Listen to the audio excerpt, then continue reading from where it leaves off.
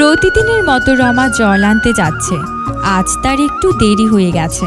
তার সকল প্রতিবেশীরা অনেক আগেই চলে গেছে। আজ বড্ড দেরি হয়ে গেল, জানি না গিয়ে জল পাবো কিনা। সবাই চলে গেছে, এতক্ষণে হয়তো সব জল শেষ হয়ে গেছে। এমন সময় চম্পা জল নিয়ে ফিরে আসছিল।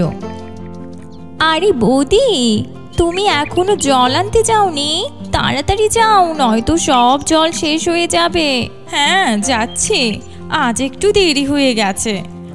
আমি তো তোমাকে ডাকতে গিয়েছিলাম, তুমি তো বললে চলে আসতে। বাড়িতে কাজ ছিল। আচ্ছা তুমি তাড়াতাড়ি যাও, গিয়ে জল নিয়ে এসো, আমি গেলাম। এইদিকে সুজন মাঠ থেকে ফিরে এসে, গিন্নি, ও গিন্নি, কোথায় গেলে গো? আমাকে এক গ্লাস জল দাও তো দেখি। দাঁড়াও বাবা, আসছি। তুলি তার বাবার জন্য গ্লাসে একটু জল নিয়ে আসে। এই নাও বাবা, মা জল আনতে গেছে। কি রে মা, মাত্র এইটুকু জল? বাবা বাড়িতে আর এক ফোঁটাও জল নেই, যেটুকু ছিল তোমাকেই দিলাম।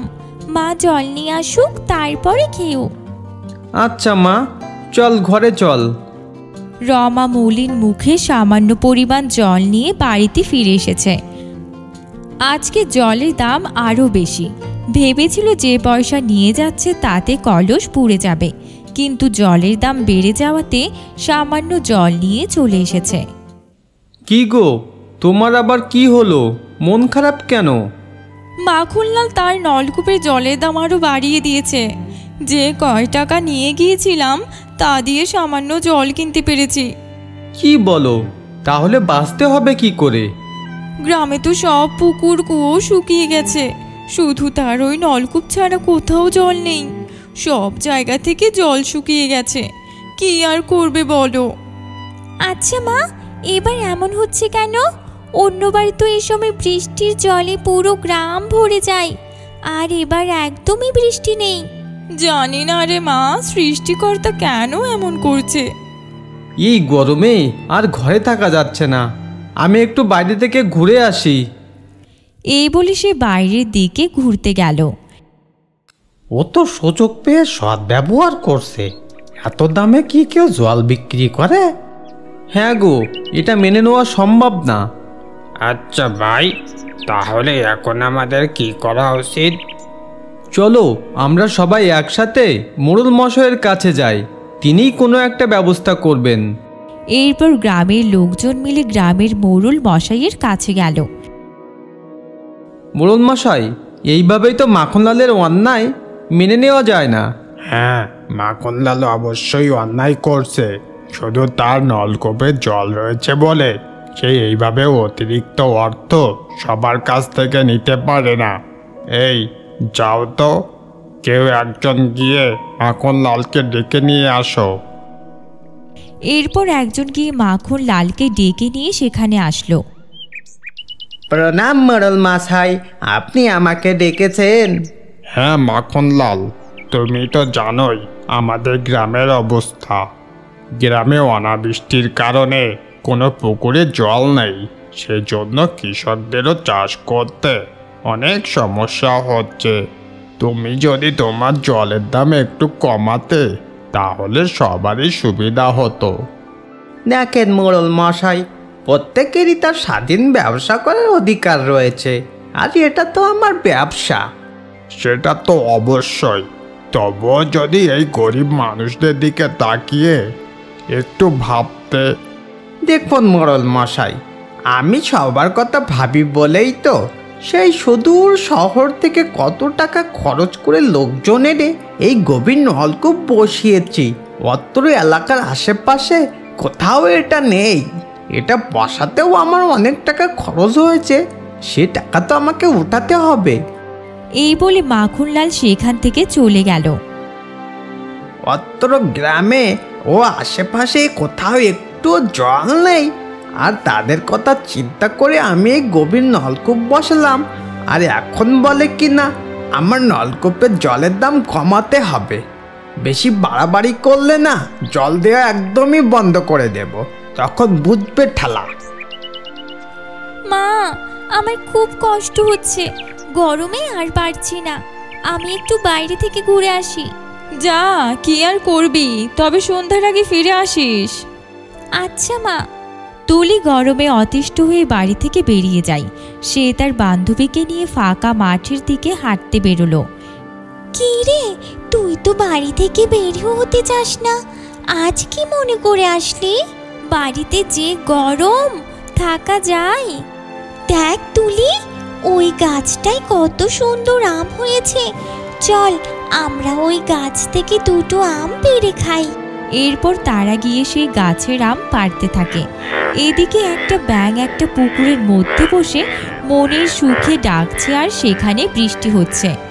আহা, কি সুখে আছি, খাই দাই গান গাই, ঘ্যাঙর ঘ্যাং ঘ্যাঙর ঘ্যাং। জীবনে আমার এত আনন্দ কেন, এত সুখ কেন, আমি তো বুঝতে পারি না। আহা। এটা বলতে বলতে একটা চিল এসে ব্যাঙটাকে তার থাবা দিয়ে উড়িয়ে নিয়ে যায়। হায় রে, আমার সুখের জীবনটা বুঝে নিমেষেই শেষ হয়ে গেল। এই পাজি চিলটা কোথা থেকে এসে আমাকে ধরে নিল।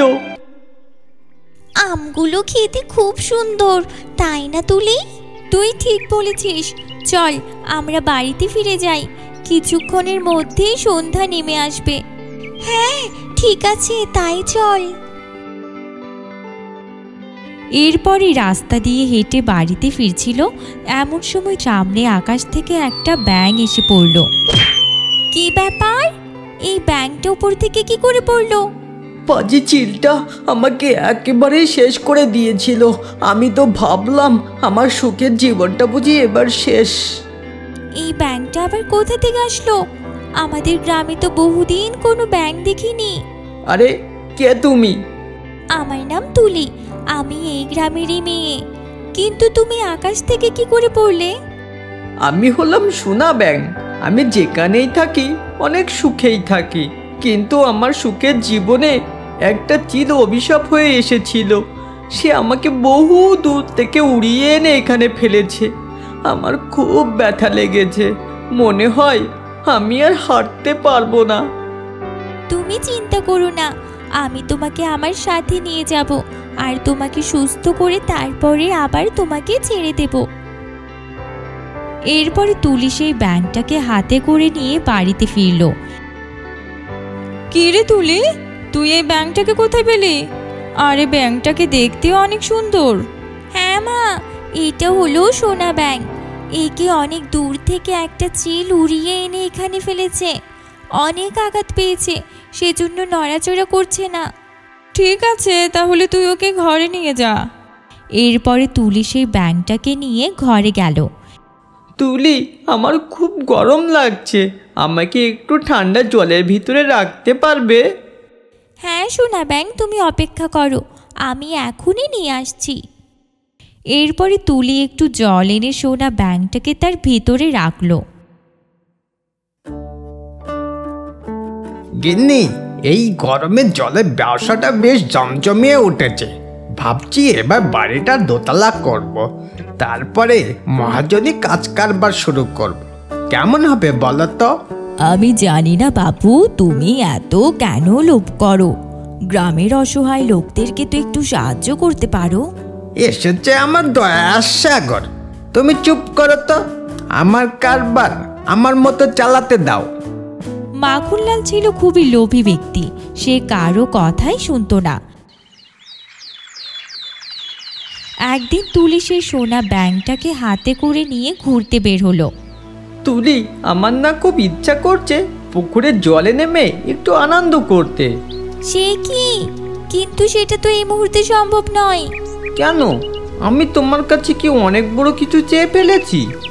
না, সেটা অনেক বড় কিছু না হলেও সেটা এই মুহূর্তে এই জন্যই সম্ভব নয়, কারণ আমাদের গ্রামে কোনো পুকুরেই একটুও জল নেই। সে কি? তাহলে তোমরা গ্রামের লোকেরা সবাই কি করে জলের চাহিদা মেটাচ্ছ? ওই মাখনলালের গভীর নলকূপ থেকে সকলে টাকা দিয়ে জল কিনে নিয়ে আসে।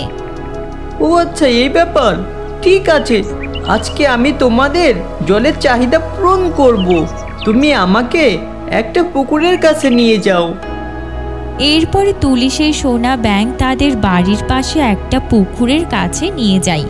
এরপরে সোনা ব্যাঙ সে পুকুরের ধারে বসে ডাকতে থাকে, আর তার ডাকার সাথে সাথে সেখানে বৃষ্টি শুরু হয়ে যায়। এখানে বৃষ্টি শুরু হয়ে গিয়েছে, কি মজা কি মজা। সোনা ব্যাঙ বেশ কিছুক্ষণ ডাকার পরে থেমে যায়, আর পুকুরের জল ভর্তি হয়ে যায়। তুমি এটা কি করে করলে? আমি তো তোমাকে আগেই বলেছিলাম আমি কোনো সাধারণ ব্যাঙ নয়, আমি হলাম সোনা ব্যাঙ। আমি সব সময় সুখে ও আনন্দে থাকি। এই বলে সোনা ব্যাঙ পুকুরে লাফ দেয়। এরপর সে বেশ কিছুক্ষণ পুকুরে থেকে আবার উঠে আসলো। এরপরে তুলি সেই ব্যাঙটাকে নিয়ে বাড়িতে ফেরে। মা, আজকে সোনা ব্যাঙ কি করেছে জানো? শুনলে তুমি একেবারেই অবাক হয়ে যাবে। কেন রে মা, এমন কি ঘটনা ঘটলো? মুখে বললে বিশ্বাস করবে না মা, তোমরা সবাই আমার সাথে চলো। এরপর তুলি তার মা বাবাকে নিয়ে সেই পুকুরের ধারে গেল। এ কি, এ পুকুরে জল কোথা থেকে আসলো?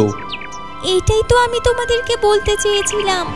এই সোনা ব্যাঙ যখনই পুকুর ধারে তার ডাক শুরু করলো, তখনই বৃষ্টি শুরু হলো। এর মানে এই ব্যাঙ কোনো সাধারণ ব্যাঙ নয়, এই ডাকলেই বৃষ্টি হয়। হ্যাঁ, কিন্তু সেটা শুধুমাত্র মাসে একবার। এরপর তারা যখন সেখান থেকে বাড়িতে ফিরছিল, তখন সেই পথ দিয়ে এক সাধু বাবা যাচ্ছিল। কি রে মা, তোরা এই ব্যাঙটাকে কোথায় পেলি?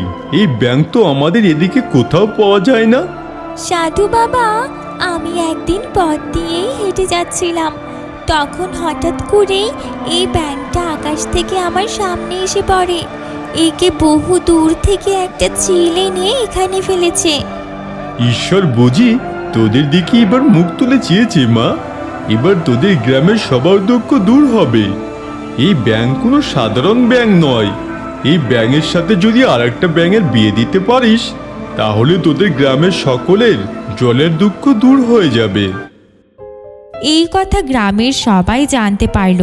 সবাই যখন কথা বলছিল, দূর থেকে দাঁড়িয়ে মাখন লালু সে কথা শুনল।